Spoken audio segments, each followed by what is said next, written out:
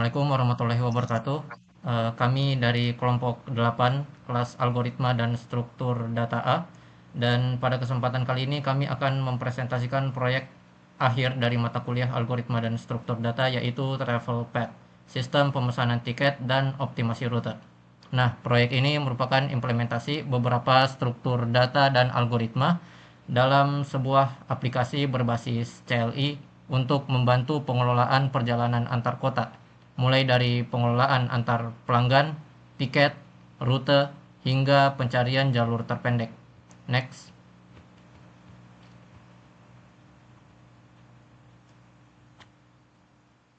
Nah, kemudian berikut adalah anggota kelompok kami. Yang pertama adalah Aditya Novrianto Mangkasa dengan NIM D121251049. Kemudian ada Andi Radit Al-Khalifi dengan NIM D121251040. Dan saya sendiri yaitu Muhammad Zuhdi dengan NIM D121251088. Next. Nah, selanjutnya adalah masalah yang melatar belakangi kami untuk membuat project Travel Path ini. Nah, masalahnya adalah perjalanan antar kota itu membutuhkan sistem pemesanan tiket yang mampu mengelola data rute, pelanggan, dan pemesanan secara efisien. Banyaknya pilihan jalur, jarak, dan biaya perjalanan sering menyulitkan pengguna dalam menentukan rute terbaik. Nah, oleh karena itu dikembangkan sistem pemesanan tiket transportasi yang memanfaatkan struktur data non-linear seperti graf untuk merepresentasikan jaringan rute dan mencari jalur optimal. Proyek ini menjadi penerapan konsep algoritma dan struktur data dalam menyelesaikan permasalahan yang real atau nyata. Nah, untuk tujuannya sendiri yaitu mengelola data pelanggan, mengelola tiket perjalanan, dan juga mengelola rute antar kota. Kemudian ada juga yang terakhir yaitu menentukan rute terpendek menggunakan algoritma Dijkstra. Next.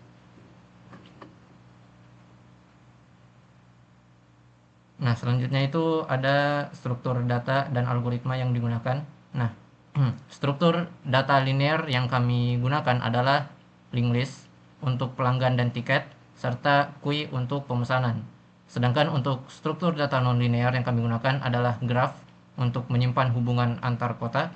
Selain itu, terdapat dua algoritma utama, yaitu Dijkstra untuk pencarian rute terpendek dan bubble sort untuk mengurutkan data tiket berdasarkan harganya. Next.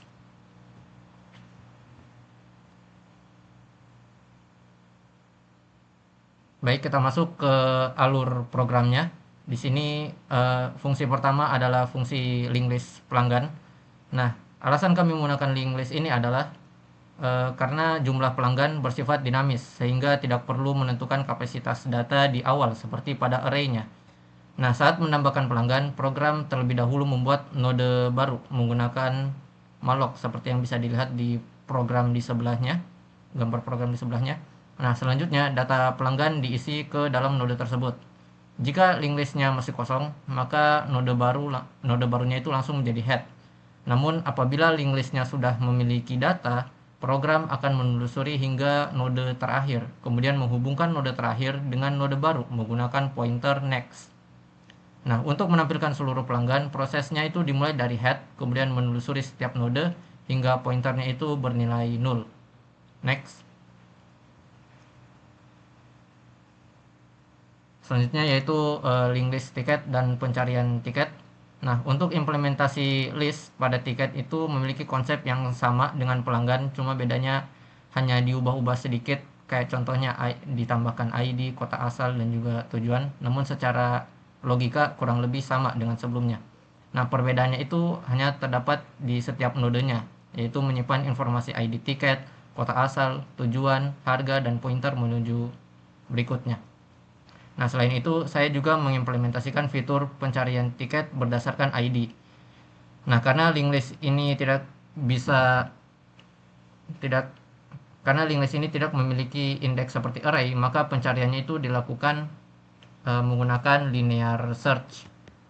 Jadi program memulai pencarian dari head, kemudian membandingkan ID pada setiap node dengan ID yang dicari. Nah, jika ditemukan maka seluruh informasi tiket akan ditampilkan. Nah, apabila sampai node terakhir datanya belum ditemukan, maka program menampilkan pesan bahwa tiketnya itu tidak ditemukan. Next. Kemudian bagian terakhir yang akan saya jelaskan yaitu kui. Jadi kui ini bekerja menggunakan prinsip FIFO, yaitu pelanggan yang datang lebih dulu itu dia akan diproses lebih dulu.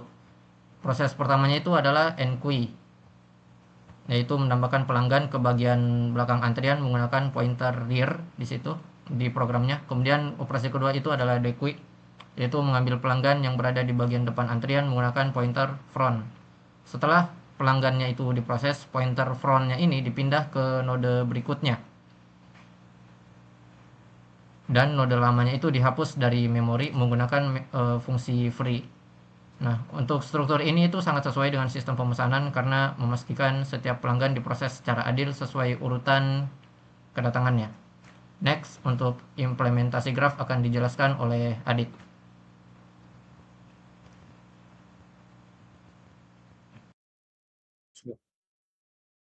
Pada implementasi graf disimpan menggunakan adjacency matrix, yaitu matriks dua dimensi yang menyimpan bobot atau jarak antar kota. Nah, variabel kota digunakan untuk menyimpan nama setiap kota, sedangkan graf digunakan untuk menyimpan hubungan antar kota. Setiap kota dianggap sebagai vertex, sedangkan rute antar kota dianggap sebagai edge.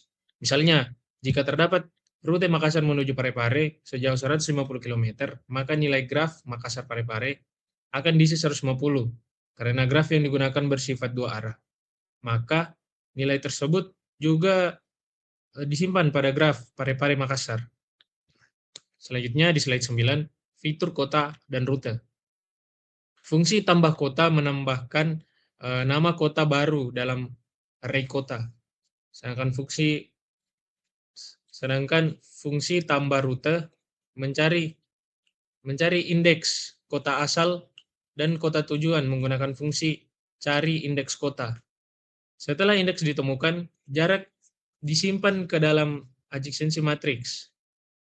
Fungsi hapus kota bekerja dengan menghapus nama kota kemudian menggeser seluruh baris dan kolom matriks sehingga graf tetap konsisten. Sedangkan fungsi tampilan graf melakukan traversal terhadap adjacency matrix untuk menampilkan seluruh hubungan antar kota beserta jaraknya.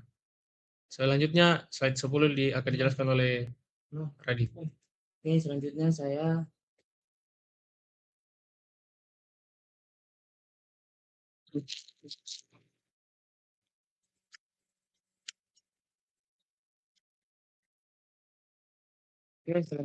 akan menjelaskan algoritma Dijkstra.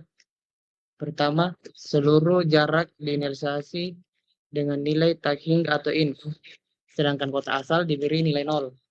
Selanjutnya algoritma mencari kota yang memiliki jarak sementara paling kecil dan belum pernah dikunjungi. Kota tersebut kemudian dijadikan titik acuan untuk memperbarui jarak menuju kota-kota tetangganya. Jika ditemukan jalur baru yang lebih pendek dibandingkan jalur sebelumnya, maka nilai jaraknya diperbarui. Proses ini dilakukan berulang dengan seluruh kota telah diproses.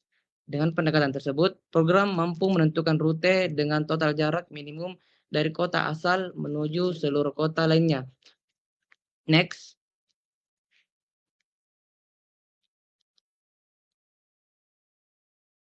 Selanjutnya saya akan menjelaskan bubble sort. Untuk mengurutkan data tiket digunakan algoritma bubble sort. Algoritma ini membandingkan dua node yang berdekatan berdasarkan harga tiket. Jika harga tiket pertama lebih besar daripada tiket kedua, maka seluruh isi kedua node ditukar, termasuk ID, asal, tujuan, dan harga. Perbandingan dilakukan berulang kali hingga tidak ada lagi data yang perlu ditukar. Hasil akhirnya adalah seluruh tiket tersusun dari harga paling murah menuju harga paling mahal. Kompleksitas bubble sort adalah O n kuadrat karena membutuhkan dua perulangan bersarang. Next. Selanjutnya yaitu kompleksitas waktu. Slide ini menunjukkan analisis kompleksitas waktu dari setiap operasi utama. Operasi NQW dan DQW memiliki kompleksitas O1 karena hanya memindahkan pointer tanpa melakukan traversal data. Operasi traversal data pelanggan dan pencarian tiket memiliki kompleksitas ON karena data harus diperiksa satu persatu mulai dari node pertama hingga node terakhir. Algoritma Dijkstra menggunakan adjacency matrix sehingga kompleksitasnya O V kuadrat dengan V menyatakan jumlah vertex atau kota. Sedangkan bubble sort memiliki kompleksitas ON kuadrat karena melakukan perbandingan seluruh pasangan data secara berulang. Analisis ini menunjukkan bahwa setiap algoritma memiliki karakteristik performa yang berbeda sesuai dengan struktur data yang digunakan. Selanjutnya, pengujian dan hasil akan dijelaskan oleh saudara.